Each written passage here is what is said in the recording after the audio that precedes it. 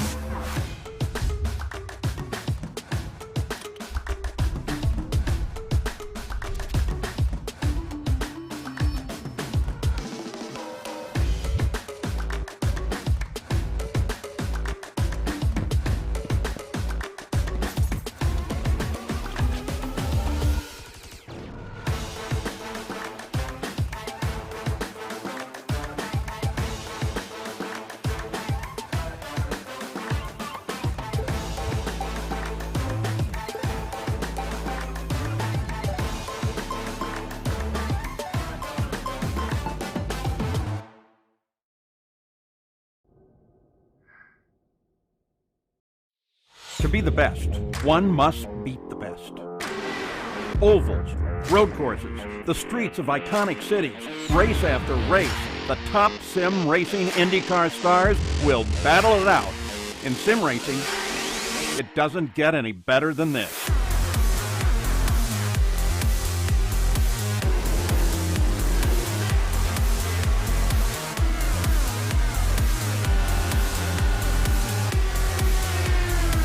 This is their battleground, for the checkered flag, for the glory, for the right to say they are the best.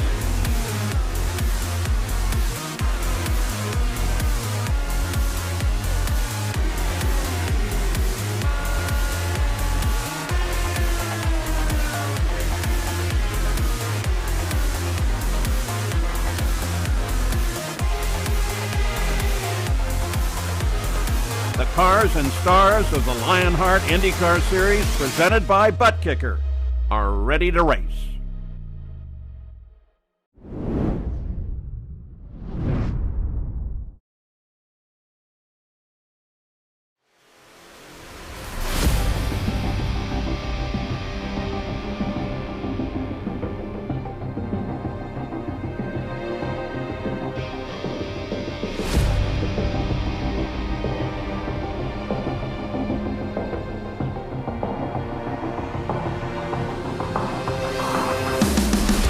If 2021 was the year of Adam Blocker, 2022 has been the year of Philip Kraus. With 5 wins in 6 races, Kraus has become the man to beat in the Lionheart IndyCar Series. His lead in the championship is already a staggering 128 points. And even though the season has not even yet reached the halfway marker, it is hard to imagine anyone derailing the Kraus train. His journey to a championship today heads to a fast and flowing challenge in upstate New York. This is Watkins Glen, and this is the Butt Kicker Grand Prix of Watkins Glen, presented by SimRace247.com. Hello everyone, and welcome back to RaceBot TV for coverage of the 2022 Lionheart IndyCar Series. The Lionheart Racing Series is powered by HyperX, makers of premier gaming gear like the legendary ultra comfortable Cloud line of gaming headsets. Whatever you play, however you play, HyperX knows we're all gamers. For more information on HyperX products, visit HyperX.com. My name is Arjuna Kankipati, delighted as always to be joined by the one and only Justin Prince as we get set for this round 7 in the Lionheart IndyCar Series presented by Butt Kicker. Let's dive straight into our Butt Kicker pre-race show because it's all about Phil Krause as he tries to tie Adam Blocker's record of 5 wins on the trot. It's been a staggering start to the season, a season that we thought impossible after what we saw from Adam Blocker last year, but Phil Krause's worst performance of the season so far, JP, has been a second place finish that came on the streets of Long Beach as we take a look at the next level racing schedule. Today, a chance to tie history, and a week from now, if things go well today, Krause is in the best place possible to steal a record away from Adam Blocker that seems somewhat unassailable. It's been an incredible journey so far when it comes to Krause and his performance so far. Right from the get-go, this season seems to be very different in terms of how he's been able to pace himself compared to his starts from 2021. He's been able to hit the ground running, and not only has he picked up momentum, he hasn't faltered that momentum really all season, and that's been the critical thing. That was an impact on his road course appearances last season, where he was good on the road courses, but it came down to execution. He's cleaned up the execution, and that's been huge at every single type of racetrack. The mile-and-a-half circuits, the tight confines of the street circuits like Long Beach, the bigger and sweepier and quicker circuits like Silverstone, and don't forget about the unique tracks like Pocono and Nashville we see. All of this is while it builds up to what's expected to be a busy next few weeks, whether it's here at the Glen, whether it's at Phoenix, or whether it's the trip to the Triple Crown at Indy in just about a month's time. And of course, while we look at that trip to the Indianapolis Motor Speedway at the end of June, all eyes focused on the Speedway this weekend, not just for the qualifying for the 106th running of the Indianapolis 500, but of course the iRacing Indy 500, the 13th running of that historic race is this weekend, this Saturday. Qualifying for that is a week-long grind that many of these drivers, including Phil Krause, have been focused on throughout the week so far, and indeed they will be focused on that through Friday. Here's a look at the point standing. 128 points clear in these Butt Kicker drivers standings is Phil Krause from Alexander Van der Sant. A tie for 5th with Adam Blocker and Caleb Benzie. What a start to the season it's been for the team race first driver. Only 1 point splits Connor Harrington and Jason Brophy. It's been a great start to the season for Jason Brophy. But when you look at these championship standings, one team name stands out to you. It's the private label Team Hype, and the domination of the HyperX team standings that has gone now for over 15 months continues to reign on. They are now more than 200 points clear of Powerslide Adrenaline. And while Phil Krause has been the man to beat, private label Team Hype are being backed up by those performances by Brophy and Harrington. It's been an incredible season, to say the least.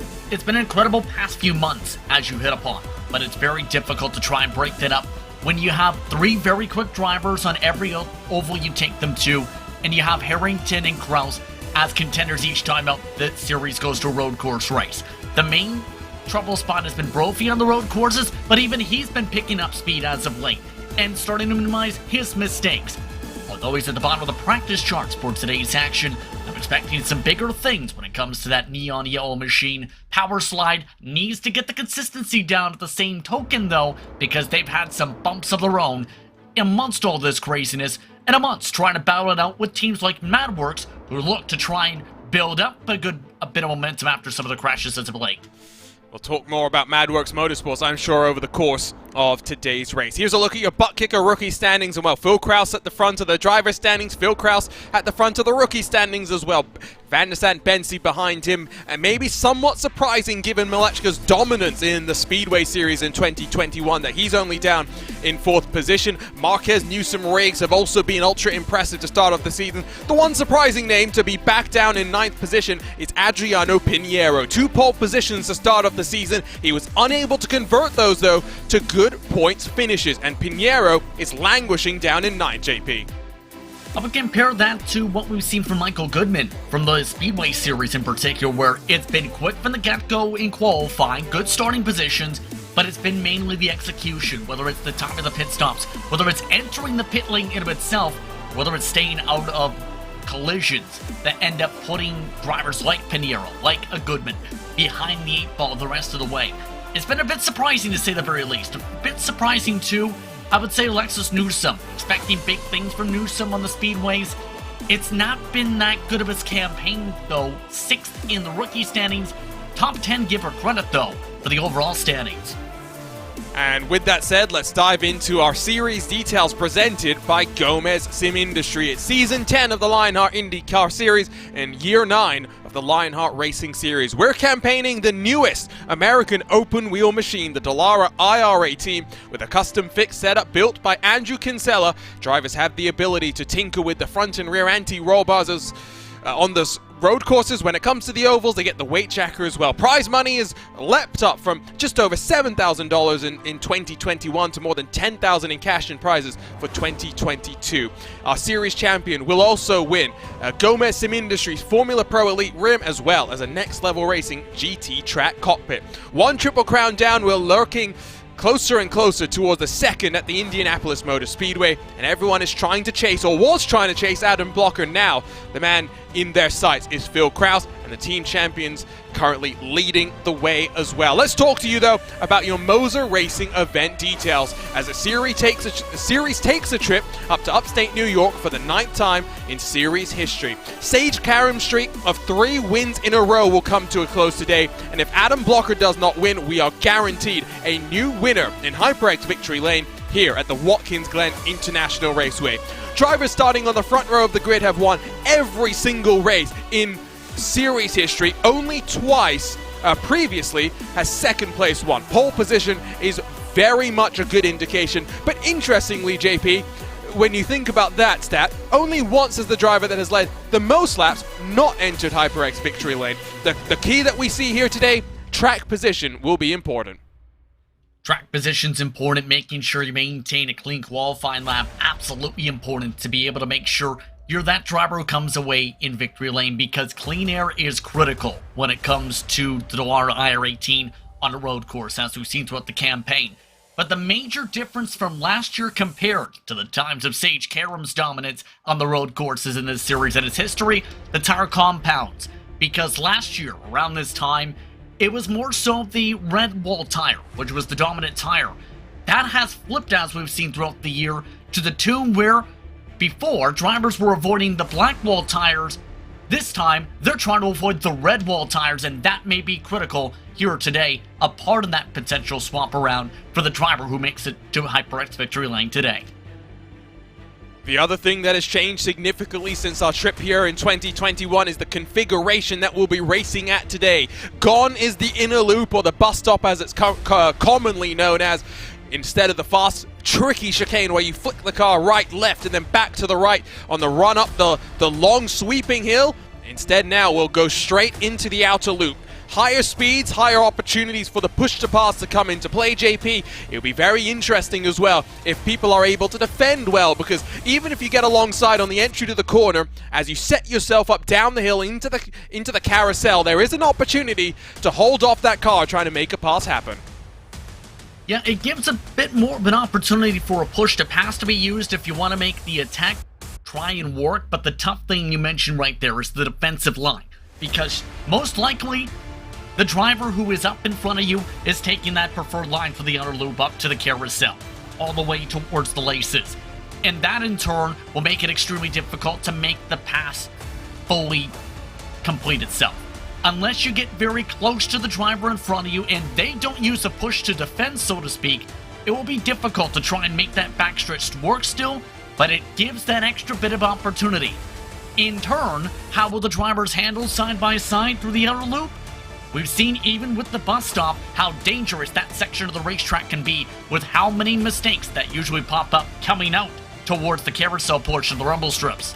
It's a significant climb up the hill through the S's as we're taking a look right now. It's a 70-meter climb, or just over 70 feet climb, or 20 meters. A total elevation change here is just over 100 feet, or 30 meters in total. I had to get myself flicked around there. I always have my struggles with units, as I am a dirty user of metric, as we're getting ready for qualifying to work itself underway. 10 minutes on the clock. Drivers get 4 laps and the track to themselves. Usually what we see is lap 1, you go and do a fast lap. Lap 2 and 3 are burned as you reset to pit road. You get some fresh boots on your car to make sure you've got the maximum grip from these red-walled alternate compound tires. Slightly softer, slightly grippier, but in the conditions that we're going to see today, they will very much give up the ghost in very short order. The margins right now are ultra fine. Half a second splits the top 14 cars.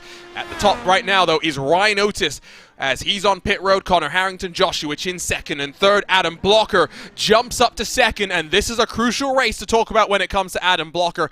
Obviously, he's trackside this weekend, the NTT IndyCar Series, getting ready for the 106th running of the Indianapolis 500. Adam Blocker is Callum Eilot's and Junkos Hollinger's racing engine engineer. Yes, that's a mouthful as Phil Kraus goes to the top, but Adam Blocker racing from fellow Lionheart competitors Jim Herrick's rig. We've seen him struggle when he's been racing from hotel rooms in the past. He'll be glad that he's got a solid foundation to build off of. Jim Herrick's got a solid rig as well as a direct drive wheel and some good pedals, and that's why Blocker is currently sitting up in third.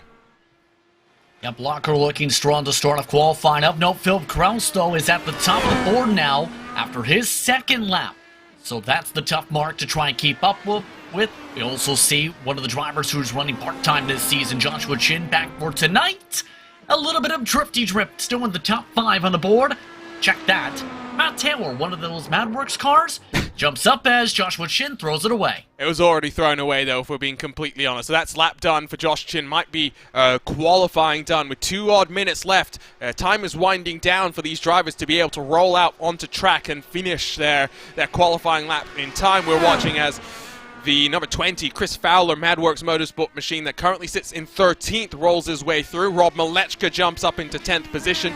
And I talk about the iRacing Indy 500 plenty, and we're going to talk about it through the course of the race as well. For the likes of Phil Kraus, Connor Harrington, even Josh Chin, Alexis Newsom, Alexander Van der Zandt, as well as Robert Malechka, their eyes very much focused on that, and it is a grind. I can attest to that myself. The setup that you start with in qualifying as Bommersbach goes up to 6th on Monday night when the qualifying sessions open is not the setup that you're likely going to have when qualifying finishes on Friday evening. Join us on Friday evening here on RaceSpot TV for final session qualifying coverage as we get our grid set for the race. Chris Fowler works his way through. Looks like Ryan Otis already on a bit of a good lap as he works himself through the final couple of corners of the regular portion, at least that NASCAR would use. Chris Fowler with a 26.486, no improvement for him. And we talk about the tires, we'll talk about them more, JP. The thing that we're expecting is for the fall off to be very, very significant on these alternate tires. The black primary compound likely where we'll see many of these drivers start the race.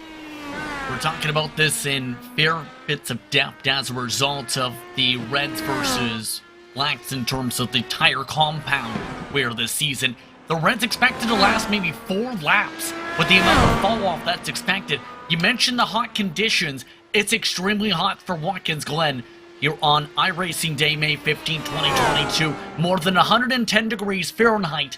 Those tires are frying like eggs around the circuit. And with 30 seconds to go here in this qualifying session, vast majority of the field looking to solidify the track position, but look at the top of the board. Alexander Van der Zandt by 2 thousandths has jumped to the front. Brian Carey's gone third. The Canadian finally with some luck in this 2022 season. But can Phil Kraus play party spoiler with 15 seconds left? A 25.946 to beat. He goes back to the front. The margin, 9 thousandths of a second. Oh my word, JP, we're in for a treat. You like busy qualifying sessions? You just had one with 3 drivers finding it out towards the top of the board in the final 15 to 20 seconds. But all the competitors, I believe, are going to have a handful, especially the run not just up to the 90, but up that hillside through the S's for the back straightaway for the first time in race pace, Arjuna. Let's get set to go racing here in upstate New York. Let's dial up our butt kicker Grand Prix of Watkins Glen presented by SimRace 24/7 starting grid.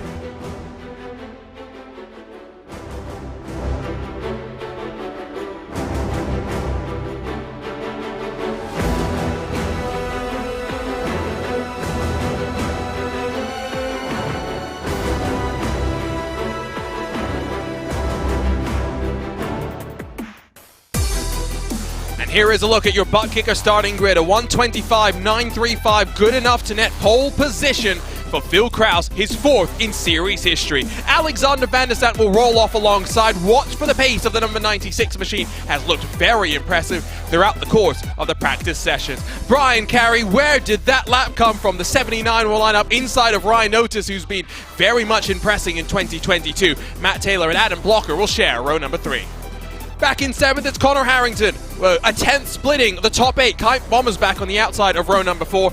Through the top 10, it's Joshua Chin and Alexis Newsom. Great qualifying for your 2021 Speedway Series champion, showing some speed on the ovals. On the road courses, excuse me. Adam Fraser, Robert Malechka roll 11th and 12th positions, while Adriano Pinheiro and Aaron Morgan split themselves on row 7. 15th goes to Tyler Graff, Chris Fowler on his outside, and then Madworks Motorsports, number 20.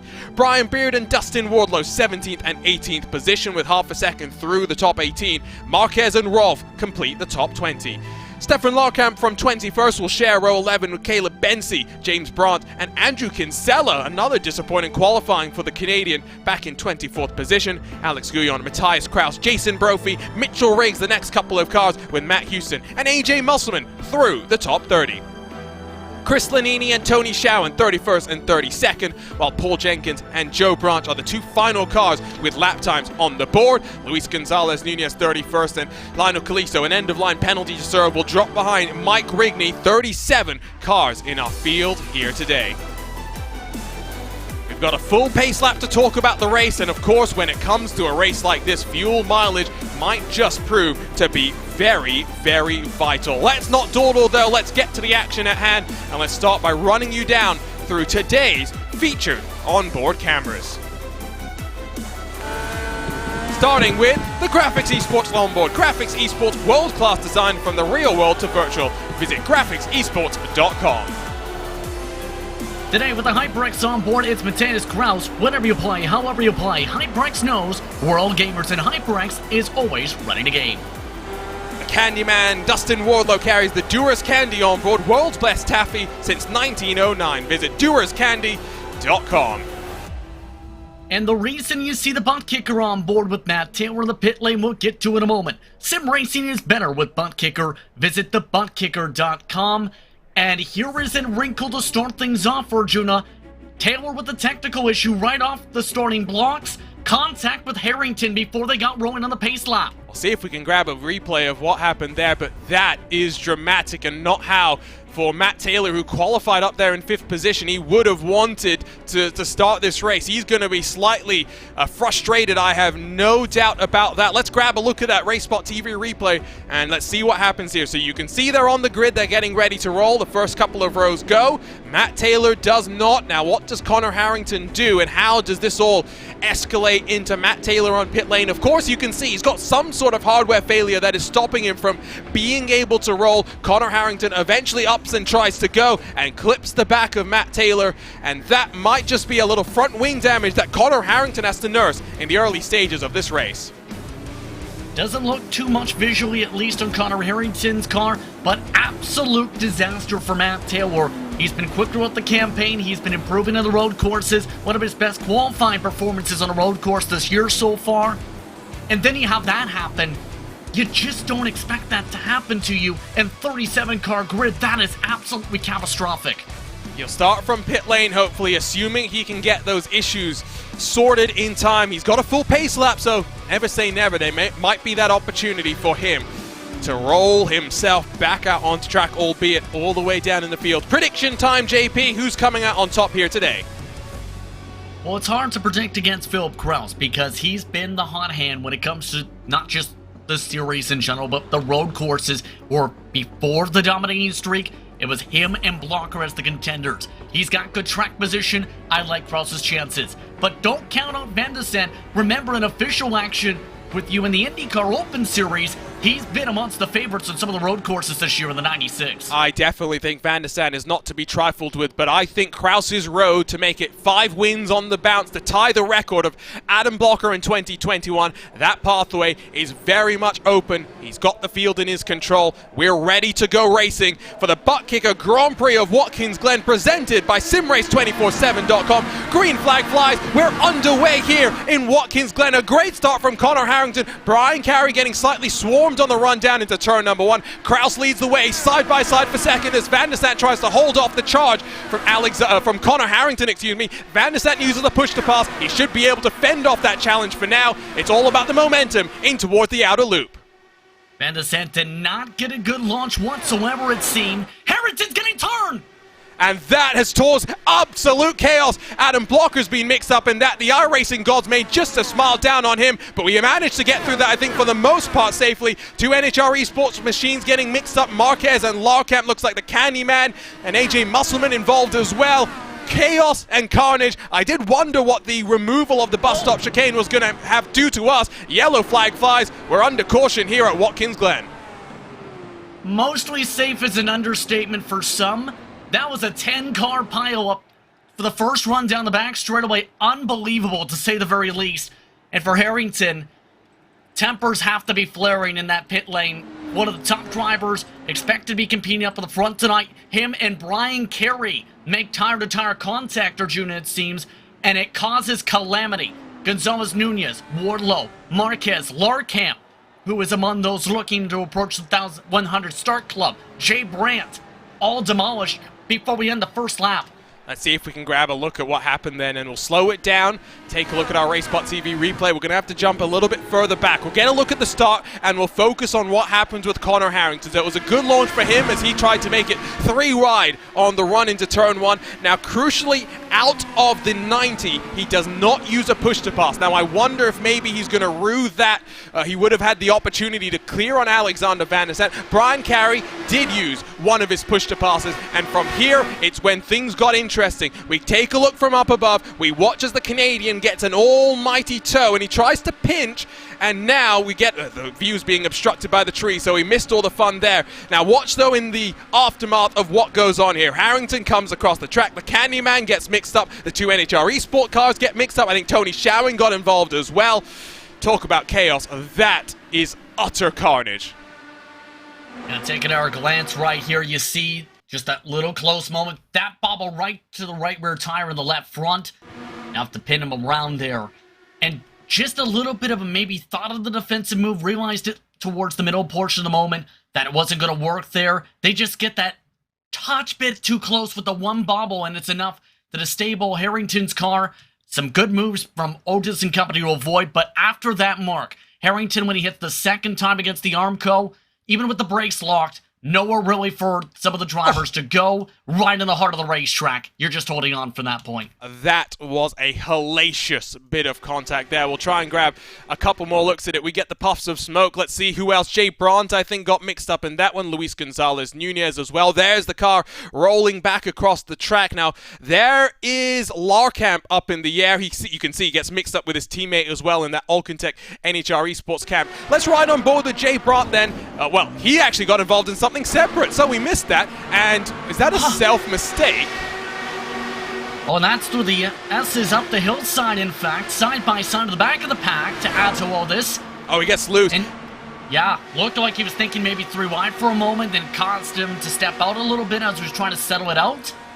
Thankfully to the inside, but then you have everybody else who sees that first incident trying to get things settled out, and then you have Nunez. He checks up. Well, I'm going to be a little bit harsh there and say that he had plenty of time. We'll get another look on board with him. He had enough time. You can see there's the car stuck to the left. Yeah. Sorry, Luis, but that other car was already completely total. Let's be completely honest there. Yeah. It's not like he had much to do with that car having issues, but heads up driving, that was not. Let's have a look at what happened to the muscle man. Well, in the situation when it comes to Nunez, remember when drivers are taught how to drive, and including Musselman's incidents here too, one of the major things is when you're trying to get through a skid, trying to avoid an accident, don't look directly at the car in front for the accident. because you get that tunnel vision and you turn in directly to the path of the accident. It seemed for a couple of the drivers that's exactly what they did, almost where they were seeing, okay, I've got trouble ahead, I've got to back it down, but then they don't realize until the last moment, oh, wait a minute, I forgot to turn to avoid all this too. Something in the air in Watkins Glen, I tell you, because the Lionheart Retro Series race that we had earlier this season, or earlier this year, I should say, in Watkins Glen also had a caution throw. Now, I'm not sure if that was a admin-triggered caution or if that was an automatic caution, but you do see a couple of cars to pit road, Jason Brophy amongst them. Jason Brophy started on the black mark primary tire. Only a couple of cars gambled with the reds, Caleb Bency as well as Matt Houston. This plays into their hands massively, JP. They're not going to have to worry so much about where they can potentially even come in just a little bit earlier than maybe you would have thought. It is a 37-lap race with the field window about 14 to 15 laps. So a quarter cut two stop, when you break it down that way, where you can go 14 to 28 for your stops, or say 15 to 30 with a short run towards the end. Hence why some of the drivers are thinking might lean towards the red tires at the end. The interesting call for some is, well, first of all, most of the drivers who were on the red wall tires were involved in the incident, unfortunately for them. But Caleb Bency has elected to stay on the reds despite the caution. Matt Houston's done the same. Jason Brophy had to get some damage fixed, stayed on the reds. An interesting thing, too, is Joe Branch started on the reds. He'd made some repairs. He jumped onto the primary tires with those onto the caution flag. So a few of the drivers thinking about it maybe that way to change things up here while they try and fix the damage, or go to essentially the primary tire earlier now with this trouble, whether forced or not. You can see that on the left side of your screen, those cars on the black tires, on the red tires as well. Jason Brophy is elected to switch over to the reds to try and get them done. Now, I'm going to have to read the rule book here, because I suspect that maybe what Brophy is doing is try and do a lap under caution and come back in before the caution has finished. But the lights are off on the pace car. I don't think that's going to work out the way that he would have wanted. Yeah, that is a thought. It was about half a lap ago still. I believe everyone will still catch up to the pace car if they haven't already. But the main thing that pops in mind too is, technically, does that count as the compound swap? I've just gone and looked. You have to do a full lap. It doesn't clarify whether it's a green flag or a caution lap, so that is an important distinction. But Brophy, with the pace car coming in this time by, will not get the benefit of that. Brian Carey, an end-of-line penalty for the contact that he had with Connor Harrington. He's dropping to the tail end of the field. Now it's going to get interesting how this start goes, because Van de Sant struggled off the launch. It's going to be important for him to time things up. By the way, with that big one and its trigger up down the back straightaway, Carey, EOO penalty for the restart. Just mentioned that, JP. Yes, you're right. Pardon me. I won't dig into you too hard. So we started with 37. We're down to 28 left on the lead lap. 4 out there. Excuse me, correct myself. 31 on the lead lap. Luis Gonzalez Nunez, the only machine that is yet off the lead lap. The likes of Harrington, Wardlow, Marquez, Larkamp, and Brandt likely have retired from this race. Green flag in hand, and hopefully the one and only caution here at the Butt Kicker Grand Prix of the Glen is in our rear view mirrors. It's a nice start at the front. It's much more chaotic further back as Chris Fowler, I think, gets swarmed by the likes of Tyler Graf, Barrett Rolfe, and maybe even Andrew Kinsella. Working up the hill again, Alexander Van der Sant, not on the push to pass, but everyone around him is, and that is an important thing to watch. Van der Sant has to defend as Ryan Otis closes. Van de Sant already under attack from Ryan Otis. We've seen how quick he can be at Watkins Glen in the past. Looking strong from the get-go. Adam Blocker on the attack, though, to the inside. Van der Sant should be able to hold off that momentum from Blocker's #1 machine. Again, Blocker racing from Jim Herrick's home, so that is good to see the community of the Lionheart IndyCar Series helping out their fellow competitors. Jim Herrick, a race winner now in the Lionheart Retro Series after winning in our Triple Crown race at Pocono. Lionel Kalisto, Paul Jenkins side by side. Remember, Kalisto had an end-of-line penalty. He's already up to 21st and a very impressive road course racer. He holds off Paul Jenkins. Now, for some of these drivers, the aggression levels, expect them to be very high, knowing the differences in some, but you also have to be smart with that aggression. You can't just dive it on in and say, it's my corner from 5 car lanes back.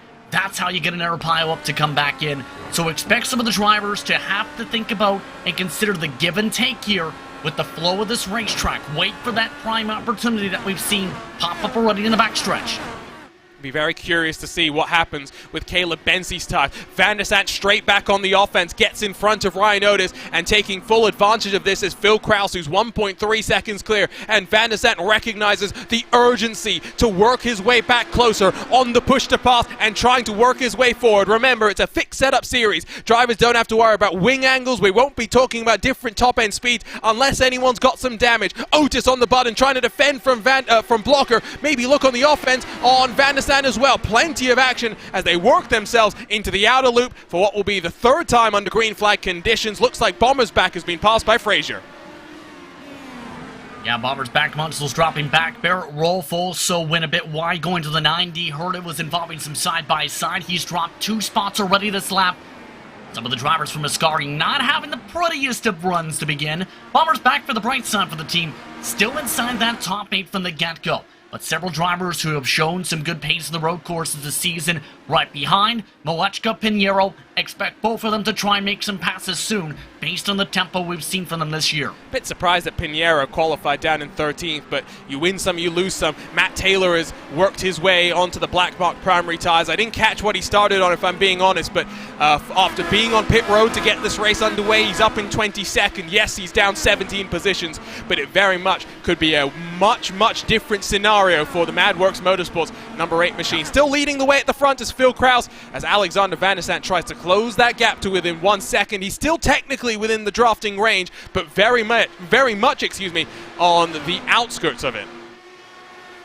Yeah, for Van der Sant, he needs a mistake from Kraus to potentially try and keep that draft. Right now, Kraus is about a tenth or two quicker going to the boot in particular, and that's the toughest thing, right?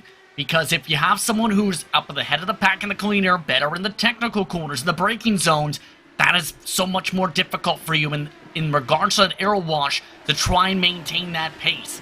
By the way, to touch upon the Taylor storyline, caution was big for him because of that issue off the grid.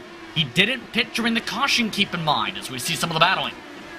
Bensey on those red tires has got to know they're going to give up the ghost in short order here.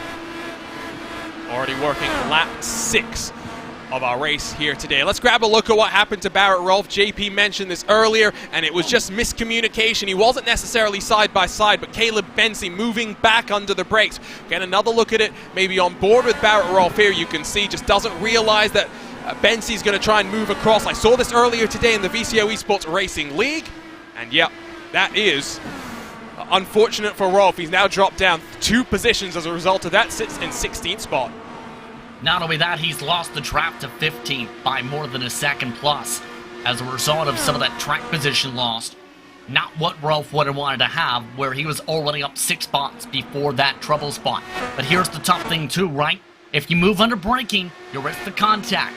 While these drivers zip the way around, Van der Sant has been able to pick up the time a little bit. A bit better it seems now that he's got some flow together. He's picked up a few tenths this past lap and a half. It's about 2 tenths quicker than Kraus last time by, and that's why he is now within 7.5 odd tenths of your race leader as Kraus. Look at that great camera shot as they run themselves on the run down into the chute. Enter into that boot section, which is so much fun, so tricky to get things right as well. Will we see anyone try and do something slightly different on the strategy? Mitchell Riggs boxes out Matt Houston, and now Houston will lose a spot to Lionel Callisto as well. There's a car on the red mark, alternate tires. That's having to be very, very aggressive. Ooh, there was almost contact there. Matt Houston missing the apex. Lots of mistakes popping up, it seems. Houston playing massive defense. Our tempers flaring out just behind them. You've seen some of the R battles amongst the racetrack. Rossonini back there, all about to come out of the boot as well. And Yarrow, he's in the middle of a hornet's nest and too much curve. Very good that he didn't spin that car around. Yes, he'll be freight trained and lose 3 positions in the blink of an eye, but that could have been much worse for the number 56 car. Lost about 1.5, and now, in fact, we'll see Tyler Graf close from behind him. Matt Taylor's had a trip off to the grass. It looks like it was through the penultimate corner, but again, he's on a recovery drive anyway. It's not too bad. Paul Jenkins looking down his inside as they dive down into the 90 once more. Deep under the brakes goes that Madworks Motorsports car. Will hold on to the spot for now. Now Tyler Graf, car control shown. Fantastic save there. Tyler Groff slow up through the hill. I wonder if he's got damage. I think that might have been involving something a corner before that, Arjun, in the 90s. Some apologies went over the radio from the 59, who's had no front wing for a moment. Kraus may have hit him in the braking zone. That might have disrupted something in the rear end for the 98. Let's have a look. Oh, yeah, well, and he definitely gets clipped, and Groff's machine clearly is crabbing significantly. You can see him having issues through the outer loop as well. Just watch here as he works up the hill. Not much that he could really do. That is a very unfortunate circumstance. Let's get one more look at it if we can, and maybe look from up above on the run down. Yeah, it's just Kraus running into the back, and that would have made some significant inroads into that back suspension part of that car. Tyler Groff very much limping that car around. Yeah, seen even with the first part of the replays there that the rear wing moved a good 6 inches to about a foot in from how big the contact was. That massive crunch. Big time trouble for Kraft. That's a 24-second pit stop for the wing change for the rear end of the car. Looking at some of the air battling though, remember Taylor's recoveries? Well, he uses a little bit of those new track limits to try and battle it out for position. I've seen worse. At least it's now tarmac on the outside of that corner. On the push to pass, many drivers. Ryan Otis, Adam Blocker, both trying to use it to try and hold on to third and fight for third, as it were. Blocker in that draft, going back and forth. That's going to be a nice move if he can get it done. He's just a little bit too far back. We'll slot back into line for now. He has a 1 push-to-pass advantage over that car that he's fighting with. Further back, Chris Fowler still embroiled with a fight with Caleb Benzie, who's gotten in front of him for 11th position. Those Red Bull tires holding on quite nicely for the number 11 car that sits third in the rookie standings. Yeah, a good drive so far for Benzie. The caution may have helped him a little bit with the strategy. And the amazing thing with Benzie is the fall-off hasn't been as bad as I think as projected to start off. About 1 second now is that fall-off rate for the number 29. But the cautions have absolutely helped him. And it's also helped some of the competitors he's been trying to pass by in the primaries. Involved in the massive one down the back straightaway to start the race. So for Benzie, if he can maintain the track position, he might be in the conversation for the top 10. Matt Houston now, though, starting to slide backwards. Team race first teammate, of course, to Benzie. Those red tires, you can see he slipped behind Kalisto about 10 car lengths now. Matt Taylor next in line to try and work his way forward. So, 9 laps done, working lap 10 of this 37-lap affair. We do have confirmation that it was not a race control thrown caution, but the iRacing caution system is what triggered the caution here. Jason Brophy, another trip down a pit lane, I think, trying to get those red tires off the car as soon as possible. And the interesting thing is, Brophy put those tires on during the caution flag. That was what you were discussing earlier on, to where could he do that? Remember, Joe Branch is in the same conversation for the vice versa tire situation. There's a lot to think about and process at this point for some of the drivers, where they may have to look in those gray areas to see what they can do here. All while Blocker tries to keep up with Van de Sant, still top 3. Blocker has gotten in front of Ryan Otis on that run up the hill the last time by. We jump on board with the King of Chins, who's back. He's running part-time this year. Good to see him back on the road course. His work schedule not playing fair to him, I think it is fair to say, as he works himself back onto the regular portion of Watkins Glen. Very tricky corner up the hill, slightly off camber at the very apex of it. Always tries to push you wide and spin that car around as you transfer the weight back onto the rear tires. You get onto the power. But Joshua Chin, look at him, how close he runs to the wall. This group of third on back now, 1.2 back from Alexander Van de Sant, who's sitting great in second position. Matthias Kraus into pit lane as well. I'm not sure if that's for damage or if that was potentially just a penalty handed down by race control. But you can see again, so many drivers burning through their push to passes in the early stage of the race. The sense I'm getting, track position, very important. Here comes the charge from Joshua Chin, tucks to the inside, nice and easy, uses the 70 horsepower additional power that he's got up the hill. Chin up to 4th spot. There's that bottom line coming in towards the outer loop, being so dominant as we discussed coming in. But it's, as we've seen, especially in the road courses in this series, to be able to compete up in the front and not have to basically put on a superhero-like drive. You need to start up front to make things easier for yourself. Be able to be in position, especially when it comes to overall time to the race leader, to try and strategize things out. Have a chance to battle it out. say you're in 15th, it's a tough way to catch things up from 12 seconds back per se from Kraus, especially if you're, say, looking to fight for that 15th, like your Riggs, who's up that 13 so far, or Kalisto, who had the EOL coming into tonight, who's up 18 in the back of the pack. Pinheiro trying to go on the offense, but now has to defend as Barrett Rolfe in the Ascari Autosport 33 will look to his inside, side by side through the penultimate corner. Not really the wisest move, and Pinheiro realizes that and will back out of it for now. A bit of a trolley train had been forming behind Mitchell Riggs, but by virtue of all of this, it's really closed the gap up. Caleb Bensi will become the next car down onto pit lane. We are within that window where you come down, you only need those that extra stop from here, I would think, although I don't trust my math, I'm going to be honest. It's been a very long day, so really do not believe anything I say. Matt Hewson also down to pit lane. Half a second for the race lead. Alexander Van der Sant's on the charge. Well, the math is sound, keep in mind, if the projections come to be, where you can stretch it out towards a 13 to 26, or say a 14 and 28 to split things up fairly evenly, set things up to minimize that time of the reds for those who start on the primary tires.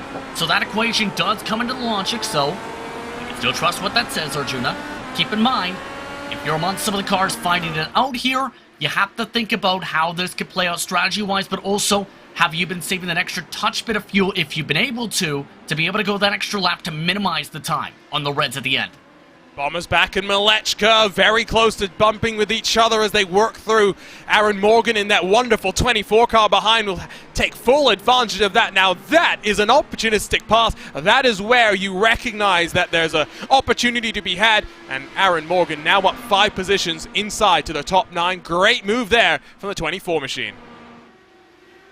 Yeah, the Rainbow Warriors paint scheme absolutely looking shining. And looking to charge his head brightly to the pack. Remember, Aaron Morgan did not have fun at Silverstone, to put it politely.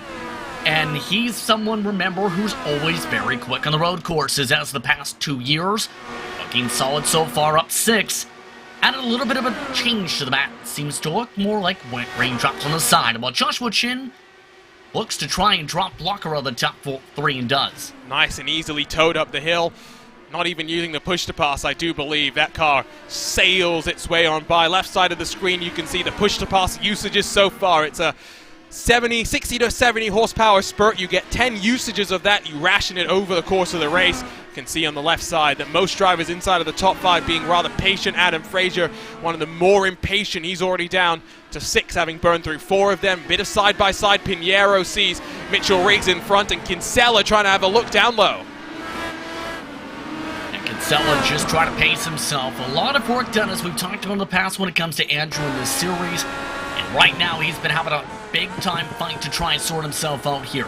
Seems things are not looking great in terms of the road courses qualifying-wise for Kinsella, but the bright side for Andrew has been he's been able to build up speed, it seems, by mid-race. He's been good when the track's rubbered in, especially with the mountain to lap put in around the circuit, and as the conditions for the weather change, and especially when they get cooler, it seems.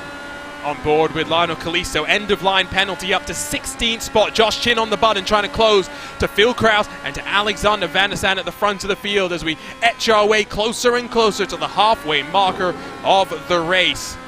Kalisto using plenty of curb through the 90 up the hill. He charges. Kinsella's on the button trying to get on past Pinheiro. Now Kalisto's got a great view of the action. Remember, we are running the classic boot configuration here at Watkins Glen. In about 100 meters time, they'd be jinking to the right for the bus stop. We're not doing that today. Kinsella just sails on past on the extra 200, 300 meters that they have into the outer loop. Depending on how things fare out, keep in mind, I wouldn't be surprised to see a few drivers try and lick the stamp and send it to the inside towards the outer loop. But the tough part is, keep in mind, especially with the track, the amount of speed you're expected to project and send your way into that corner. You go too hard and too aggressive, you send yourself to the point where you knock over the mailbox instead of putting it inside the mailbox. You want to have that fine art of being able to put it in the slot, to be able to complete the move. You don't want to send it too hard to where you knock over the whole box. You also don't want to go too soft where you end up having it bounce off the edge of the front lip of the mailbox and just falls on the ground. Remember as well, with the caution that we had, it will extend the window in this first portion of the race. It means those red mark tires, maybe there's an opportunity to minimize the amount of time that you spend on them, save them till the end of the race when the temperatures drop as well. Alexander Van der Sande on the climb up the hill, the 30 meters from the bottom of the track to the top is on the button, but so is Phil Kraus. Kraus waited a little bit longer though, gives the opportunity for Van der Sande to have a look down to the inside as they sweep themselves into the outer loop. Now the inside here will give you the outside of the chute. It's not done and dusted. This battle will continue to go on. Kraus has the preferred line. Van der Sande not content to try and leave him without a fight, but Kraus holds on. Exactly what I just talked about, Arjuna. You end up going a little too soft on that send to where you don't clear, for example, for the outer loop. You end up having it drop up back on the floor and it drops you back to second. Now for Van der Sande, he's opened up the possibilities for what Kraus is to expect there. He showed his hand early on here, right before the pit window's projection, and I believe that's going to be critical for when they try and peel off to the lane with drivers expected to peel in this time. Remember, it will open up, though, with a couple of laps under caution that we had. Maybe 1, maybe 2 laps more. I think it's more realistic, even with caution map 8 being able to save you some fuel, that you'll see drivers. There we go. I'll correct myself. Blocker, as I expected, will stay out there. The rest of the field will peel on in. That's to be expected, absolutely, with Blocker. He's found the magic fuel-saving tree at every single track, it seems. Whenever it goes left and right. But the thing with Van der Sande, send to the pit lane, it was very strong, right to the rear wing of Kraus. Fowler picked up a speeding penalty on the entry. Keep in mind, they're nearly making contact for the race leaders through that lane. Not the first time that we've seen cars have speeding penalties. A retro series it happened as well, but there, they don't have speed limiters. Clumsy mistake, if I can put it mildly. Race off a pit road, and it's a swap around for the lead. Alexander Van der Sande will jump to the front of the field. Both drivers are staying on the primary compound. They'll switch to the alternate red mark tire in the final stint of this race. And Van der Sande nailed that pit stop sequence to a T. 4/10 quicker in the box, 8/10 quicker in the lane, and now that puts Kraus on the offensive as a result. Can Van der Sande try and hold on? Because we've seen how good he's been on some of the speedways. He's been quick on the road course in official action. Is this the day he breaks through in Lionheart competition for a win on a road course? Van der Sande and Chin use the push to pass to try and build up the speed. Remember, it will take a lap or two for the tires to get back into that optimal window. We've talked plenty about the track conditions. We haven't shown you them though. 28 degrees in the air, 41 down on the track. Now you may say, oh, that's not that warm. We've seen warmer in Watkins Glen. I've seen 65, 70 degrees Celsius in previous endurance races here. But 41 degrees with that red mark alternate tires, my word, you will want to get off them as quickly as possible. Adam Blocker onto pit road. Good fuel saving from Blocker. Taylor, remember, didn't come down. Also was able to save in the midst of the pack. Taylor picked up a solid amount of time, keep in mind, right before his stop compared to the rest of the pack. Interestingly, though, Joe Brancho likes to come on in as well. He had gone for a tire compound change and a fuel top-off during the caution flag period. So an interesting call there. Blocker still in pit road. Now what has happened here? Adam Blocker has sped on pit lane. Oh! Now, another uncharacteristic mistake for Adam Blocker in a season that really couldn't have got much worse. He really tried to send it in, looking towards the mark. The pit speed, 40 miles per hour here today. He was under the 40 at the old cone. Then he cast it up a second time, I believe, Arjuna. I know what this is. It's the unfamiliarity with the rig that he's racing in. It's so easy to do. You've got a new steering wheel in front of you. You don't know what the pit lane limiter button is. And unfortunately for Adam Blocker, that is a mistake that will haunt him. It was looking like a very good haul of points coming his way. Take a look at the RaceSpot TV replay. Nice and tidy on the entry, but watch the rev lights here. Don't come on, then speeds up, slows down, speeds up. He's always just trying to figure out what is going on, and that is why Adam Blocker will drop down to 26th position. And that's a thing you have to think, Arjuna. You need to make sure of before you start the race. But here's the tough thing. It's the muscle memory, too, that factors in, where you're so used to it being this button. When it becomes that button instead, you accidentally hit the wrong button. And you see, I think, some of the ramifications there. Blocker, 26th spot because of the speeding penalty, 45 seconds behind. No penalty, he would have been still in the contention for the top 3, if not with Kraus still. Team championship, though, looking somewhat good as we watch two battles going on, the battle for 5th as well as the battle for the lead. Let's give a shout out to Alexis Newsom, not just great in qualifying, but up there in 5th position. When she debuted in this series last year at Silverstone, I think it's fair to say she struggled. She struggled as most of the rookies did in that race. However, in a track which is very much more like an oval in some ways, it's all about throwing it into the corner, carrying the speed, maintaining the momentum. I am impressed by what the factory-backed machine has. We'll see if it can hold on as we work our way through the course of the race. Aaron Morgan up to 6th position.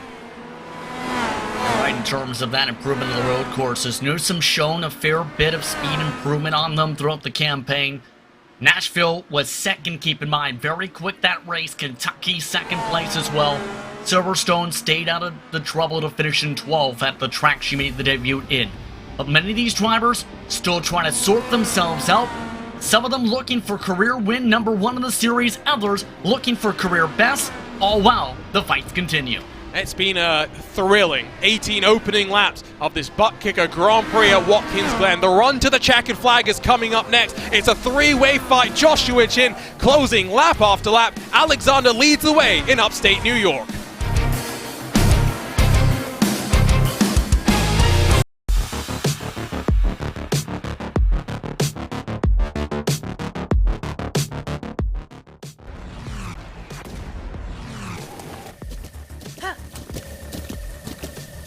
With the Butt Kicker Gamer 2, what you see and what you hear is what you feel. Butt Kicker. The future is feeling.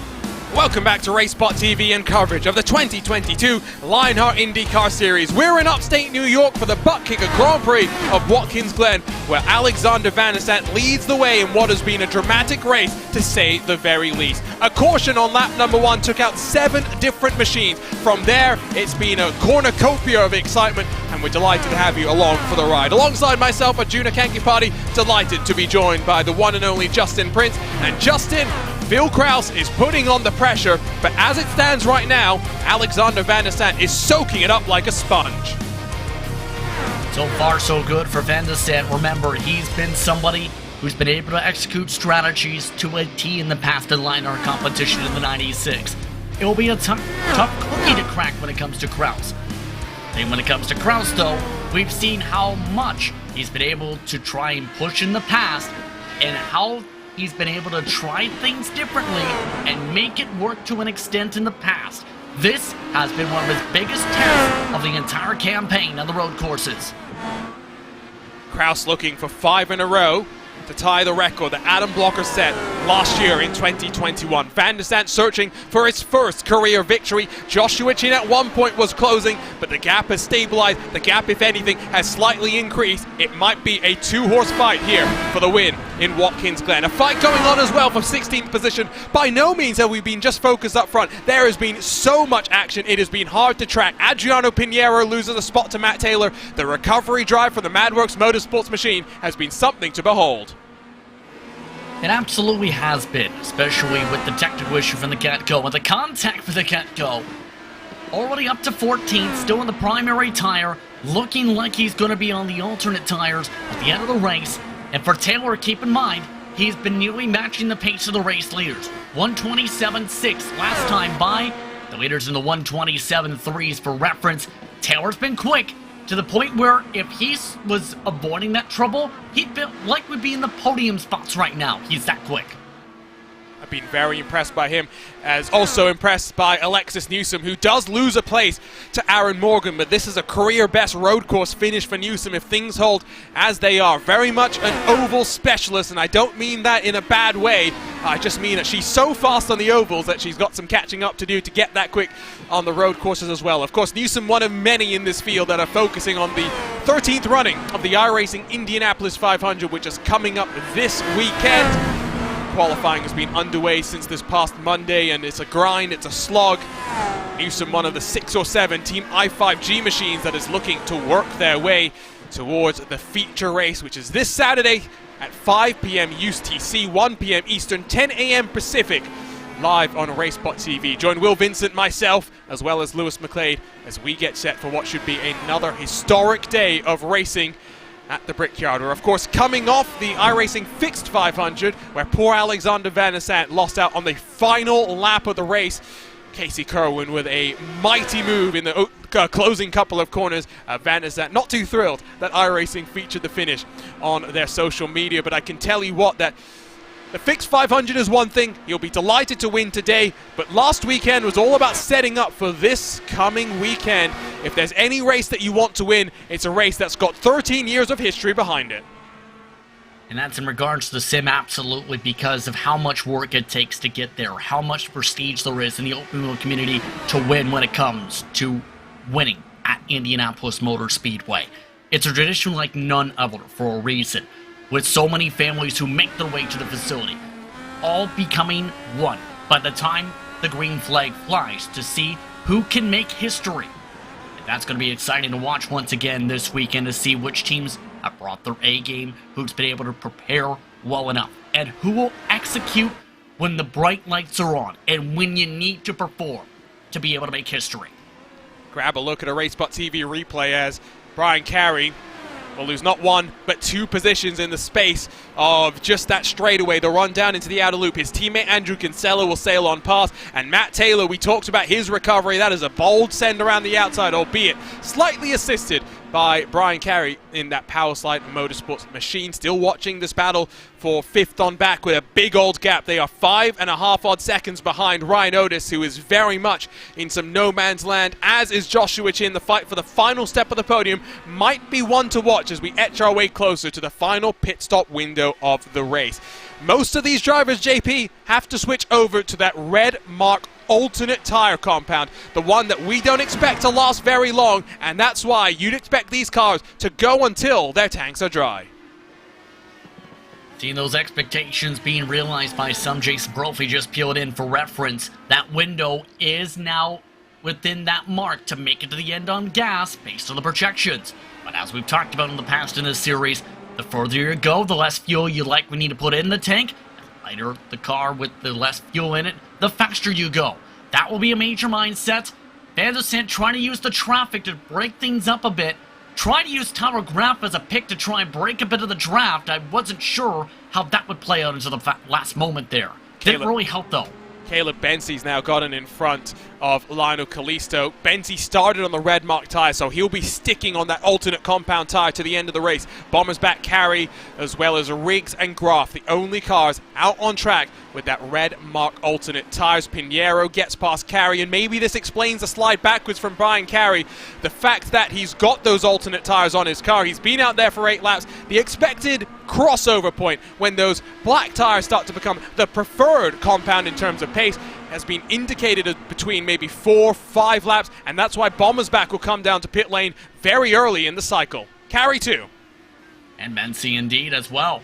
So some of those drivers electing to make things a bit more simpler with those alternate tires, get them off, prevent the fall off, because we've talked about this a bit in the past. To be able to limit that fall off, you need to be really precise on your movements. You need to have that preparation. You need to be pixel perfect around the track. And for some of the drivers in the mid-pack, their fall off bigger than some of those towards the front, as we've seen throughout the season. 1.5 seconds, the fall off, compared to what the primaries are currently turning. The fastest lap for the Reds, mind you, is only 3/10 quicker from some of those drivers on that set. Would expect the fastest laps to be set by cars pitting late and moving to the red tyres. Look how wide they run. That is perfectly acceptable for those wondering. Track limit's not an issue at that point of the track. Adam Blocker currently has the fastest lap with a 26.599 as he tries to recover from his speeding penalty incurred in our first cycle of green flag pit stops. Coming to 12 laps to go. Does anyone decide to come on in? They've been out on track for 9 laps so far. Hypothetically, they can go another 5 or 6. I wouldn't be surprised if they go another 3-2-6. Maybe switch things up, see if the undercut plays a bit of a pattern. But we've seen how big some of the trap can be down that straightaway. But right now, I think the main thing too is, for Kraus, it's a cat and mouse game. Keep the draft, maintain it, wait in the wings, wait to see how things break out.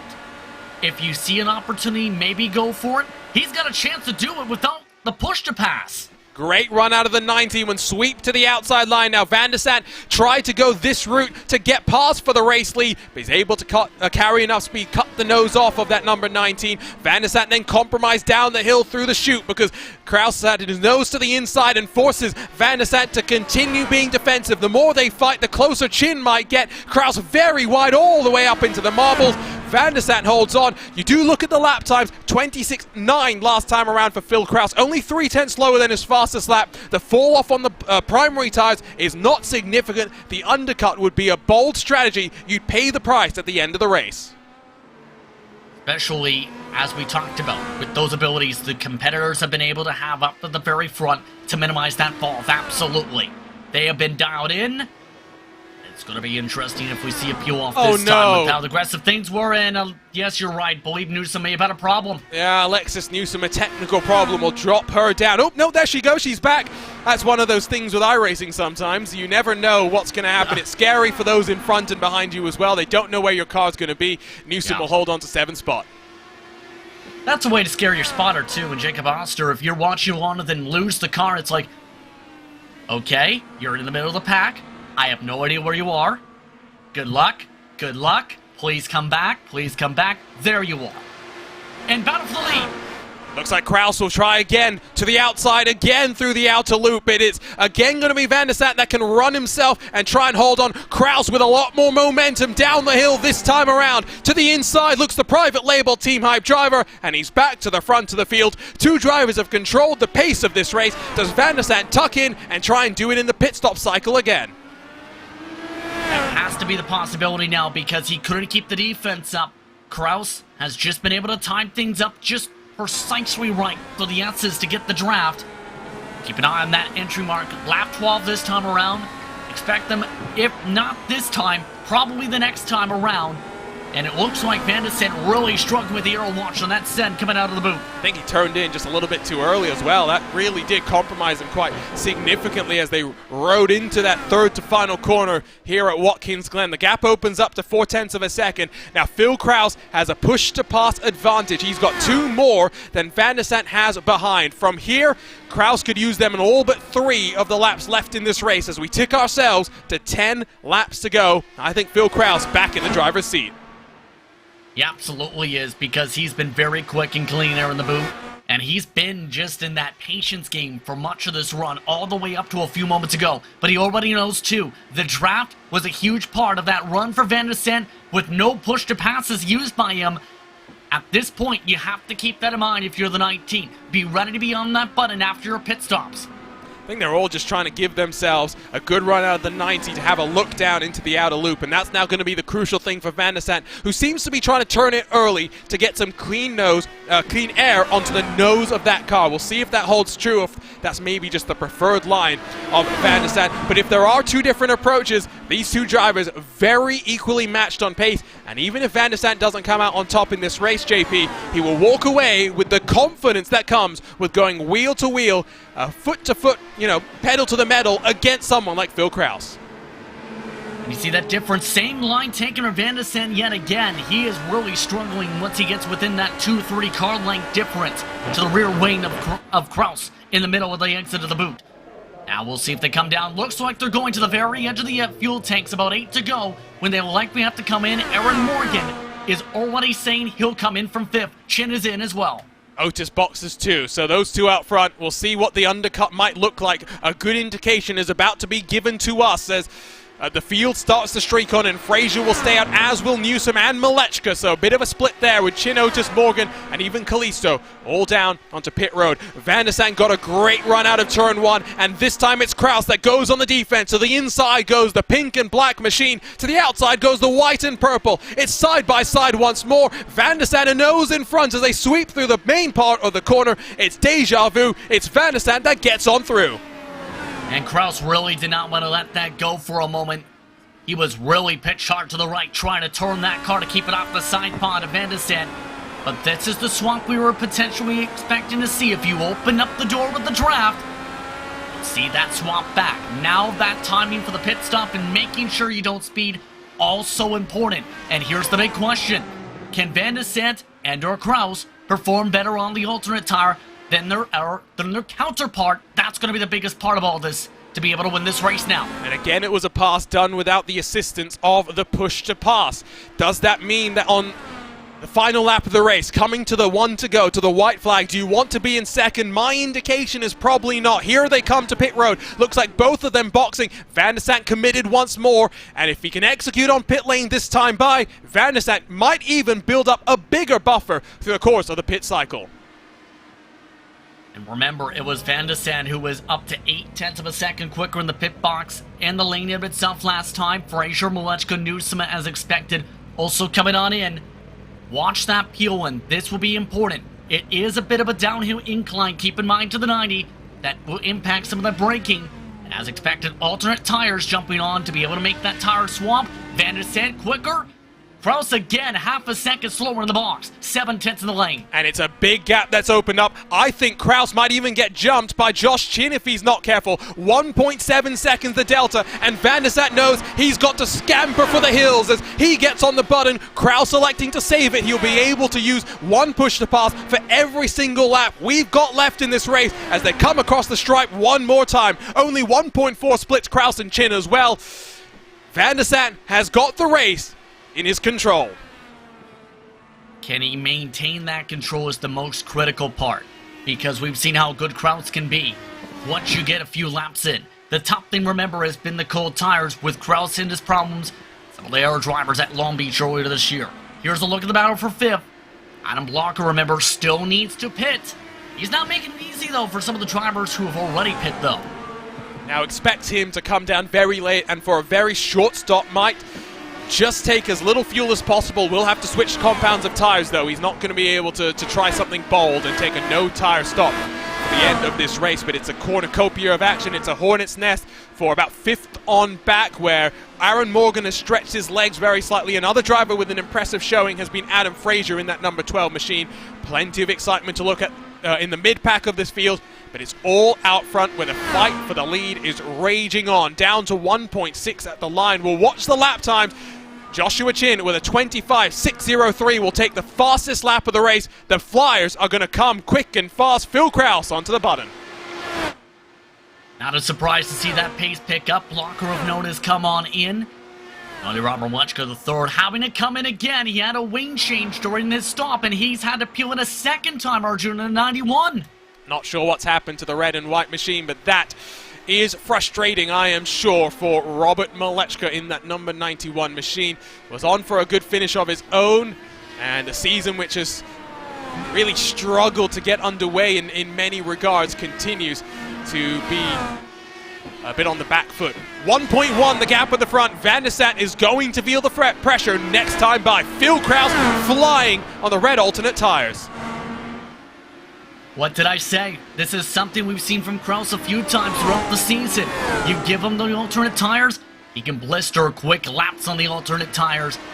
Very curious what the first flyers looked like, with Van der Sat already losing 6/10 this lap alone. Make it 7/10. Kraus is already back in drafting distance with just a lap and a half of pushing. I'm also curious where you want to be using that push to pass. Left side of the screen, you can see all but Bensi and Bommersback are on the alternate tires within the top 14. Brian Carey, then the next car, who is on the primary black stripe tires. Under a second is the gap, and Phil Kraus is flying a 25.282. The fall off, though, is something to watch. Joshua Chin last time by a 3.54. You are really not going to make these tires last for very long. I think if Van der Sat can hold off the charge here with Phil Kraus on the push to pass, he may still have a good chance to control the tempo and the pace of this race. Kraus too far back. Van der Sat holds on. 6 laps to go. With 5 to go, I think that's where it starts to get really intense, because Kraus, if he can maintain this 0.3 of a second gap up to the S's again, we've seen how quickly the driver behind, with just the draft in itself, not just with the push to pass, can zip on by. You need to be smart at this point if you're in that fight. Speaking of fights, Taylor is up to 10th after his issues early. He's nearly back to his qualifying spot. I am ultra impressed by the fortitude and determination of that MadWorks Motorsports machine. This is a drive that he might not want to remember, but we will remember for a very long time. From 5th on the grid, started then after that on pit road, a long, long way to go. Battle for the lead comes to the line. 5 to go here in upstate New York. It's Alexander Van der Sat with a 1 push to pass deficit to Phil Kraus, and you'd have to assume if the move is forthcoming, it's forthcoming this time by. A good run out of the 90 might be all that Alexander Van der Sat can hope on to try and fend off that charge. On the button is Phil Kraus. Already 3/10 down to 2/10. Van der Sat's not using the button though. He's banking them a little bit more. Kraus has the advantage. Look how easily he'll pop out and take the race lead away from Van der Sat. 4.5 odd laps to go. Van der Sat's going to have a look to the inside. Can't commit, not close enough. More speed for the number 19. Kraus back to the point. Now how does Van der Sat try and counter that the next time around? All this is while behind them, Morgan, who was trying to break the trap so much before his stops, he's in a flurry of battles. Newsom will try and look around the outside. That's washing up and a bit aggressively from Aaron Morgan's 24 machine, as that factory-backed car will hold station for the time being. If Van der Sat can stay close, which is he is doing through the infield, don't count him out. They are equal on push to passes. It will all be about the draft right now. Coming to 4 to go. I still don't know if you want to lead with 1 lap to go. Yeah, this is a very tough call right here, because with this back straightaway, there were the thoughts of, would this be a passing chance to be able to get fully completed? And the answer has turned out to be absolutely yes, to where it's the prime passing opportunity for everyone, and that's where they've been just trying to position themselves for. There's not been too many mistakes in some of the R sections, but that back straightaway, if you can hold on towards that mark, it's so critical to be able to play defense, try and force the drivers you're trying to battle with to be side by side outside, and Kraus knows this with the defense. Alexander Van der Sat didn't get on the button as early as Phil Kraus. We've seen that before, but it doesn't pay dividends. This is where you're downloading the data, you're understanding what exit do I need to get, how aggressive do I have to be, when do I hit the push to pass. So many variables to be thinking about in this fight for the lead. Still plenty of fighting though, with Newsom and Morgan side by side. Fraser's been able to skip away very slightly as The number 12 machine now has a 1.1 second advantage, again side by side with Newsom and Morgan, but Morgan will hold on here. There's plenty of fighting. We see Caleb Benzie and Matt Taylor duking it out as well. Bombers back and Pinheiro right behind them. Bombers back and Benzie, you got to remember, JP, are on the black primary tire. The interesting thing when it comes to them, Benzie is matching the lap times even with the battling with Taylor currently as well, though at the same time, compare that to Bombers back, who's had a little more breathing space. His pace right now 7/10 off that of Pinheiro last time. All that with 3 laps to go. The race leaders keeping it very busy up in the front. And the Sand has been waiting for the later marks for the push to pass. Does he go a little more aggressive now? No, again, he'll be a bit more patient. It's a 20-second run time that you get from the push to pass. So think about that. If you're too early on the button, you might run out up the hill. And this time, Van der Sande is a lot closer than he was 1 lap ago. Kraus snaking back and forth. Some will frown on that. Some will say that's fair. All is fair in love and war. To the outside will go Phil Kraus. Look at the send from Van der Sande. Will try and squeeze up the track. They come so close to disaster. Kraus runs himself off the road. Van der Sande back to the point. What a fight we've got. 2.5 laps to go. This is not over yet either. Kraus absolutely was an inch or 2 away from disaster. I wouldn't be surprised to see Kraus try the same move again we just seen from Van der Sande. Try and go for that send towards that inside, towards the later moment. And I think Kraus also has the thought, does he want to still be that leader for the final time around? That is still very undecided amongst them. Oh no, Alexis Newsom Newsom has crashed down the chute. Sorry to cut you off, JP, but the great day might turn into a slightly disappointing day. Newsom still inside the top 10. And it was a self-incident. Getting too loose in the middle of the apex, coming through towards Laces. That brings the trouble there, but the leaders still fight. Kraus made a similar mistake, albeit a bit more of a bobble than a slide coming out of the heel, and that's put him further back than before. But it's all about the timing here. Kraus again goes a little bit earlier. Van der Sande holds until basically he's turning into the chute, or in towards the S's. 3/10 in closing, the speed differential about 5 kilometers an hour.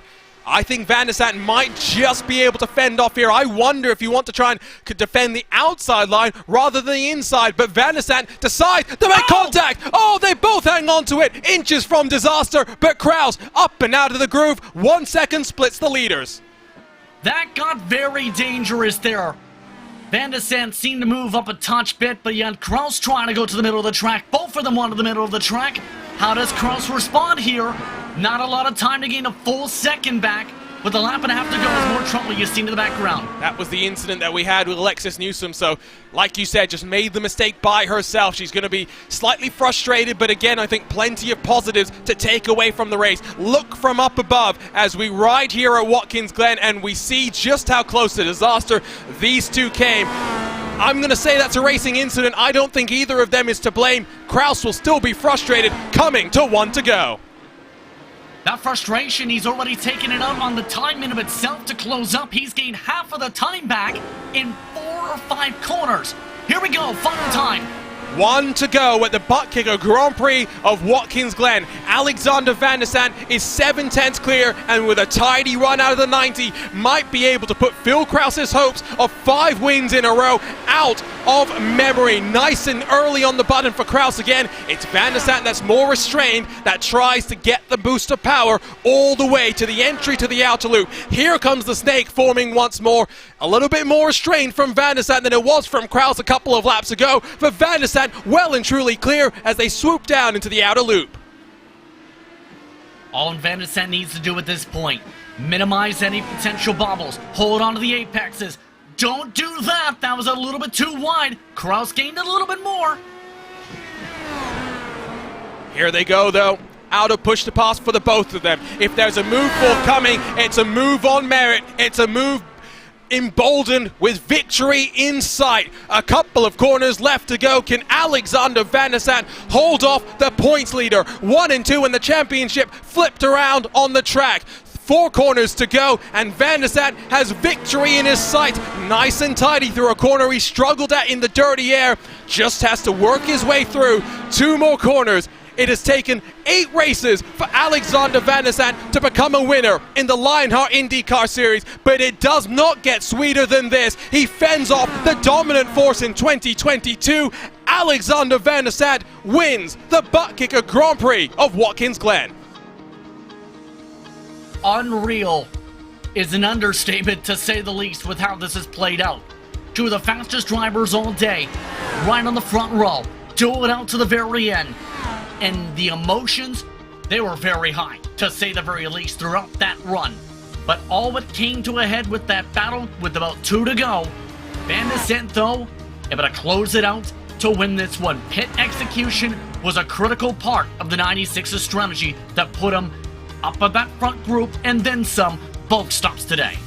2 leaders of this race, and I tell you what, even if Alexander Van der Zandt had not won this race, the confidence that he would have taken going wheel to wheel with someone like Phil Kraus, it is hard to explain how important that can be. Momentum is so important in a championship fight.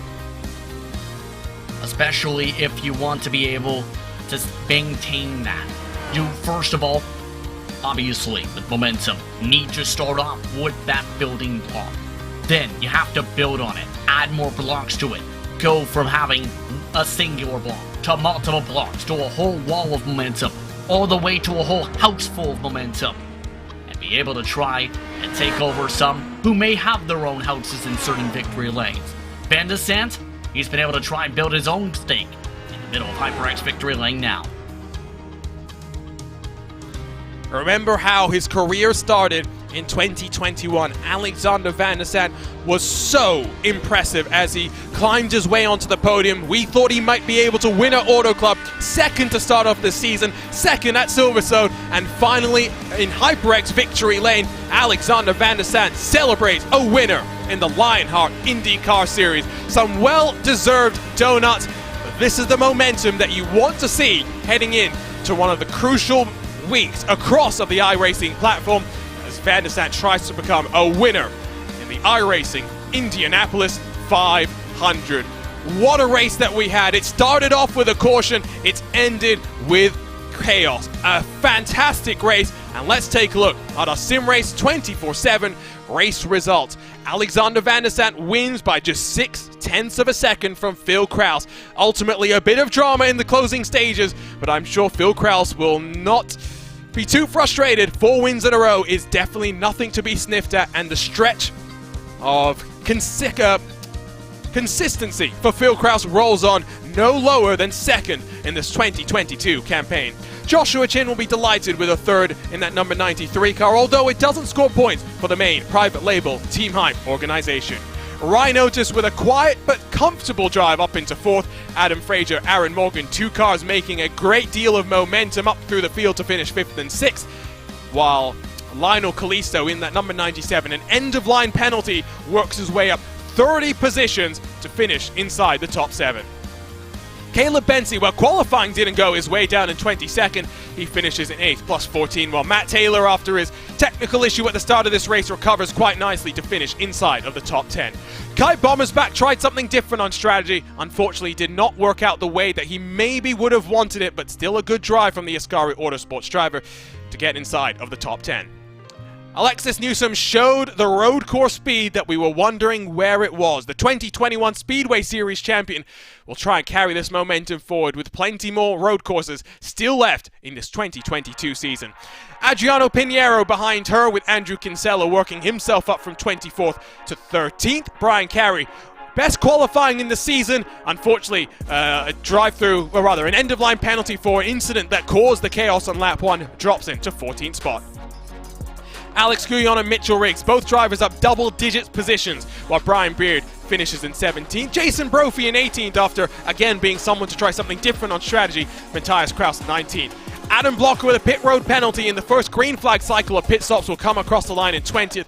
Was looking good again on the road is Adam Blocker, but this time the result not what he would want.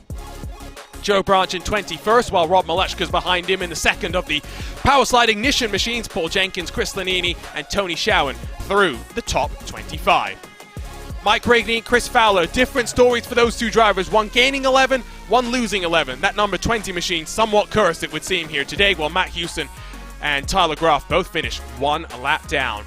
Barrett Rolfe, one of our first retirees before we get to the graveyard of machines. Luis Gonzalez Nunez, AJ Musselman, and many, many more, as well as Connor Harrington, one of the big losers in that lap 1 incident, all having to retire basically on the spot. The Muscleman tried to roll that car back around, but it was not to be.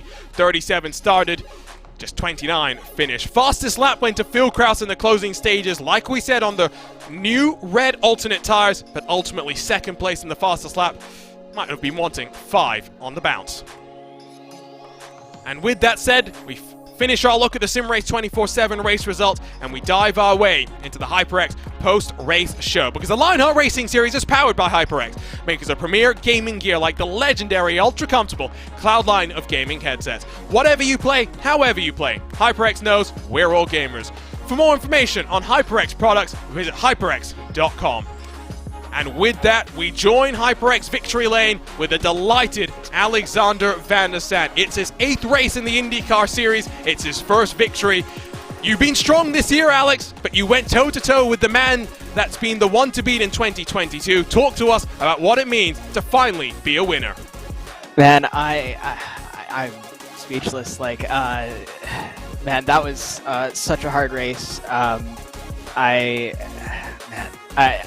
That's the best I've ever driven to, pretty much mistake-free, almost no incident points, and the racecraft between both of us was awesome. I hope we put on a good show.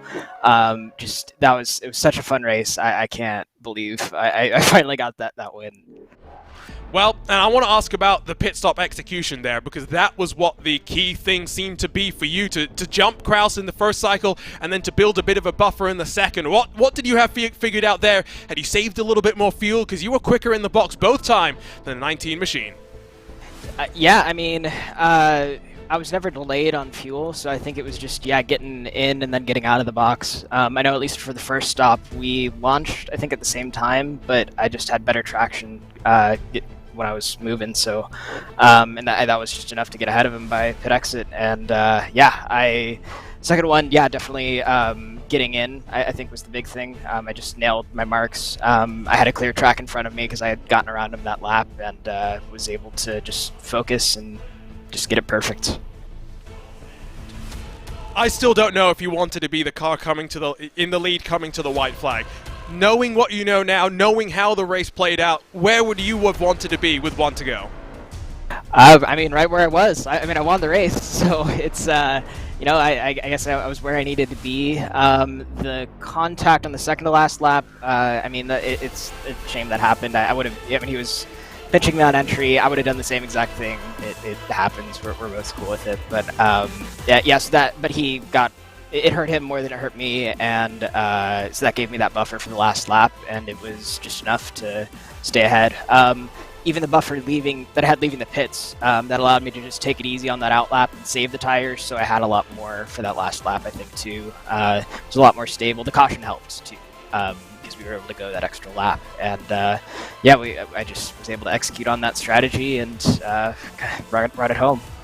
Bring this momentum forward, of course, to the iRacing Indianapolis 500. Can't wait to see how it goes, Alex. It's been a great week so far. I'm sure more is left on the horizon. Congratulations.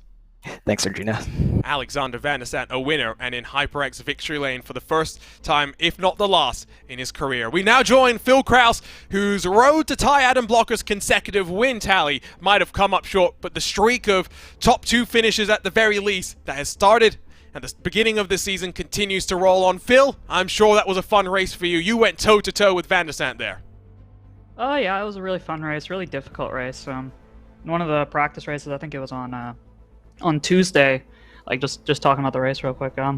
I tried going down the inside of someone at the carousel, and I just couldn't make it work. So that last overtake that Van der Sant got on me, I was like, all right, I wasn't able to make the inside work when I tried it on someone in the practice race, and so I gave it to him, and in retrospect, obviously that was a mistake, but yeah, it was really fun, really tactical between us. He definitely had me beat in the pit stops. I think he yapped me by 7, 8 tenths both pit cycles, so I almost lost a draft to him on that last stop, so I was just happy to get back there and at least give him a fight.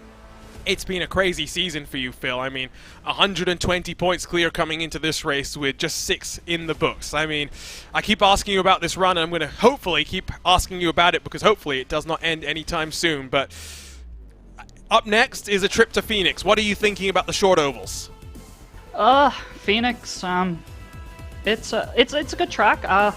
I've run well there before, but I've never finished well there before, so it's a bit of a curveball. I've only ran there twice in this car, but yeah, I'm really looking forward to it. Should be fun, and we'll have to see what Andrew gives us for a setup, because that's really going to determine the flow of that race there. What happened in pit road? I do have to ask that, because both times you were a little bit longer in the box than Van der Sande. It also seemed you just weren't getting the launch off as he was able to get. Was that also by virtue of just where your pit box was? You know, the first one in the field, the one that's maybe the most downhill on the run down to the limiter line? He was just killing me on the launch. He was doing the same thing in Silverstone, so I know it's somewhere I need to improve at, but I just wasn't able to. That last stop, I tried to overcompensate since I entered behind him, and I just spun the rear tires real hard, and I had to be real careful in the outlap so I wouldn't crash. And last few laps, honestly, I thought I was going to crash a few times, because last lap specifically, I think I drifted like 3 or 4 corners in a row just trying to get to him. It was a fantastic race, Phil. Can't wait to see in a week from now how Phoenix plays out. We'll see you in 7 days' time. Yep, cheers, Arjuna. Have a good one.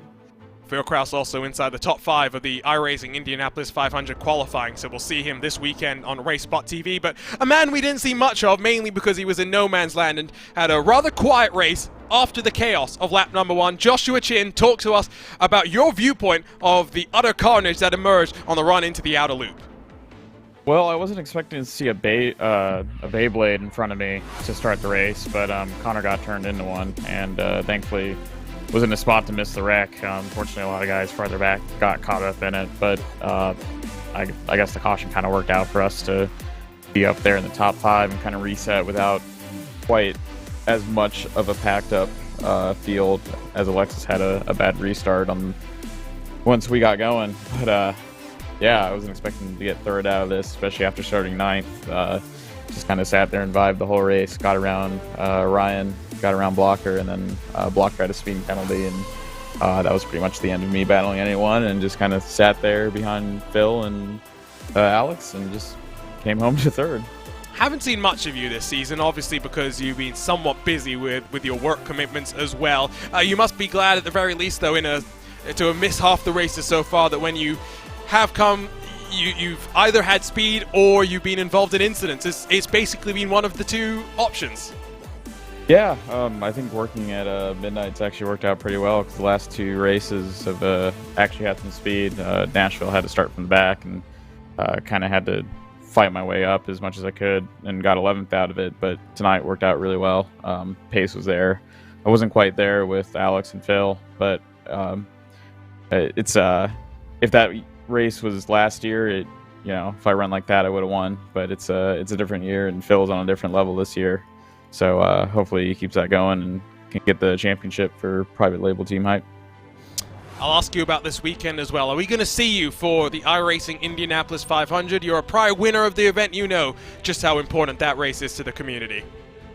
There are going to be a lot of qualifying attempts tomorrow afternoon, and my Saturday is open, so unless something drastic happens, I'll be there. It's a grind. We can't wait to see how it goes. Best of luck this weekend, Josh, and hopefully we see you next time out at Phoenix. I appreciate it, guys. So that's going to wrap up our post-race interviews. Always great to talk to the teams, to the drivers, and get their understanding of how that race really did play out. We'll grab a look at the schedule. We'll talk about what's up next as we get closer and closer to the halfway marker of this season. 22 races, 7 are now done, and 7 days from now, we go to the desert, Justin Prince. Phoenix, that will be a very difficult race, obviously, for these competitors. Aero wash, always a major talking point when it comes to the desert. And here's the critical part. How will things play out for the drivers? Remember, the current version of Phoenix recently updated months ago. How will things impact there with some of the changes there? Or will these drivers be able to execute well in that circumstance? A lot to consider for that race. But the major thing's going to be the major traffic management. Can you do it right? Can you get yourself some breathing space? I do wonder if we're going to have a manual restart zone when it comes to that race, because you are right. There can be some chaos that emerges. Remember, same time, same place, live on RaceBot TV, May 25th, 10:05 p.m. Eastern, 7:05 p.m. Pacific. Join us for pre-race coverage from the desert. With that said, though, it is time to bid you farewell from Watkins Glen. What a race that we just had. And before we go, we'd like to thank all that make this possible, starting with Buttkicker, the title sponsor of the 2022 Lionheart IndyCar Series. You're passionate about sim racing, but it always feels a little flat compared to the feeling of driving a real car. Now you can actually feel what it's like to drive a race car. Buttkicker haptic hardware and software are easy to install and let you feel every bump in the track, slip of your tire, and engine redline. The tactile feedback is so accurate and realistic, you'll be driving faster and having more fun than ever before. The Lionheart Racing Series is powered by HyperX, makers of premier gaming gear like the legendary ultra-comfortable Cloud line of gaming headsets. Whatever you play, however you play, HyperX knows we're all gamers. For more information on HyperX products, visit hyperx.com.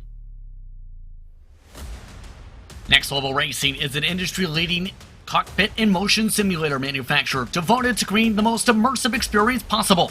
The global sim racing community. Take your racing to the next level and visit nextlevelracing.com. Moser Racing is revolutionizing sim racing with the development of industry-leading hardware and software products like their R9 direct drive wheelbase and GS steering wheel. Featuring zero-delay wireless technology and made from high-end materials, Moser Racing delivers the precision you need to reach victory lane. Goldman Sim Industries are makers of high-end esports equipment and controls. Precision built using nothing but the best materials available today. Passion and handmade craftsmanship drive each made-to-order build, creating a driving experience like no other. Visit GomezSimIndustries.com. And it's not just them, but so many more that make this all possible. To learn more of the partners of the Lionheart Racing Series, or to find out about the 3 competitions the Lionheart sanctioning body puts on, visit LionheartRacingSeries.com. What a race! Watkins Glen always delivers the goods. The next time the Lionheart IndyCar Series is in action, 7 days from now, for the Jewel in the Desert as we head to the Phoenix Raceway. What a race is on tap for you there. We can't wait to see exactly what is going to happen. For now, though, it is time to bid you farewell. On behalf of the entire team at RaceBot TV, we thank you for joining us. My name is Arjuna Kenkipati, joined by the one, by the only, Justin Prince. My voice is hoarse. I hope you're as excited as we got here in the commentary booth. We'll see you 7 days from now, but for now, we celebrate Alexander Van der Sat, a winner in the Lionheart IndyCar Series.